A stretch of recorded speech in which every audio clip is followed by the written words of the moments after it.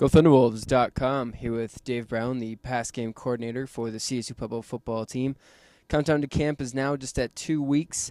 Dave, 2 weeks away. It's getting really close. Let's talk about you first. Got here for spring ball, most recently at Fort Lewis College within the RMAC.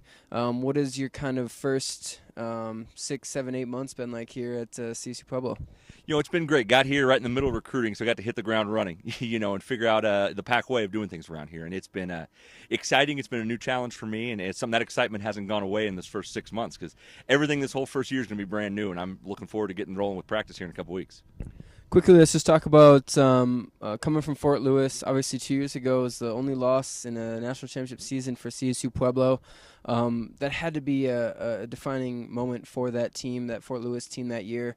Talk about, now that you're on the other side, talk about what kind of respect this league has and how important it is and how people just get up to play CSU Pueblo. Yeah, when we got to Fort Lewis, one of the first things we talked about was, to build a program and to grow, you have to beat, the top team in the conference, and that was CSU Pueblo. And so we're going to get everybody's best effort. Something that I talked about with the guys in the spring is in reality with us playing 11 conference games, or 10, I guess, this year, you're going to get everybody's best effort all the time. It's like playing 11 rivalry games. So pass game coordinator, obviously you step into a situation where you bring in the starting quarterback from last year, but it was a redshirt freshman season for A.J. Thompson last year. Now he's coming back as a sophomore. You will have some quarterback competition. Let's start with A.J. Heading into camp, kind of what his expectations are heading into his second full season, and then talk about a couple of the other guys that may be in the mix at the quarterback position. Yeah, it's been good. AJ's been great to work with. He got thrown into the fire last year a little bit and had to grow up in a hurry. And that experience has really helped him through spring ball and heading into fall camp. A lot of times with the quarterback first time starting, he needs a few games under his belt to really understand what's going on, because there's only so many things that practice reps can do for you. So that experience really helped him when he started off in the spring. And, the other thing that's helped him is the competition, like you're saying, from the other guys. Rex Dowson did a great job of pushing AJ and still is. And Brandon Edwards, a kid we brought in from Santa Barbara Community College this spring, he did a great job of picking up the offense and competing. And those three guys come into fall camp. We're going to have a lot of competition at that spot, which is going to be great for all three of them. Obviously, quarterback's very important, but he's got to have somebody to throw to. This is, I think, a unique situation for this program, not having a true number one guy coming into camp. Somebody with experience just because of graduation or whatever. It will be an interesting position to look at coming into camp. Talk about the wide receivers and kind of what your expectations are heading into this fall camp. Yeah, the receiver group's interesting with this team. Like you're saying, we lost a lot of experience off of last fall's group.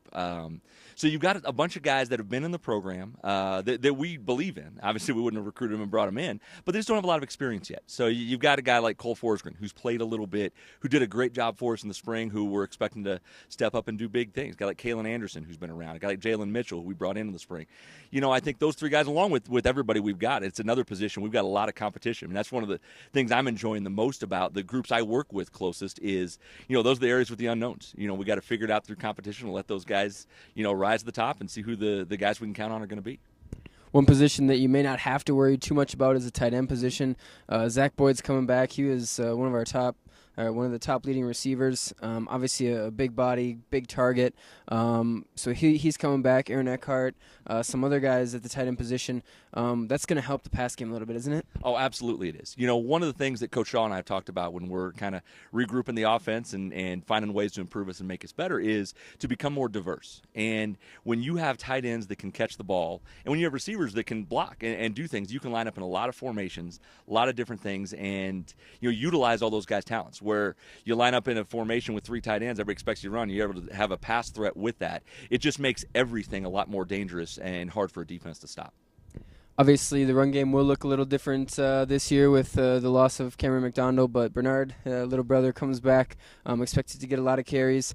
It's going to be probably a pretty fun group to watch. But you got to be able to throw the ball, like you said, on third down, and especially if it's a 3rd and 5, 6, 7. From my understanding, it's something you've worked on in the spring. Kind of how did AJ and how did the offense progress as spring ball went on when it came to those third down situations? We made a lot of improvements, and that was a big point of emphasis. Coach Risson and all of us talked about right away in spring is we need to get better on third down. And, you have to be able, just like you have to be able to run the ball when everybody knows you're going to run it, you have to be able to throw it when they all know you're going to throw it. I mean, you can keep guys off balance a lot of the time, 1st and 2nd down, but when you get down there to a 3rd and 8, everybody knows you're throwing the ball. So you got to find a way to do it. And I think putting our guys in that situation a lot this spring has set a good foundation for us to pick up this fall as we get going. Countdown to camp is just 2 weeks away. Thank you, Dave, for spending some time with us. And we'll see you here in a few weeks on the beautiful new turf at Need and Eddie DeRose Thunderbolt.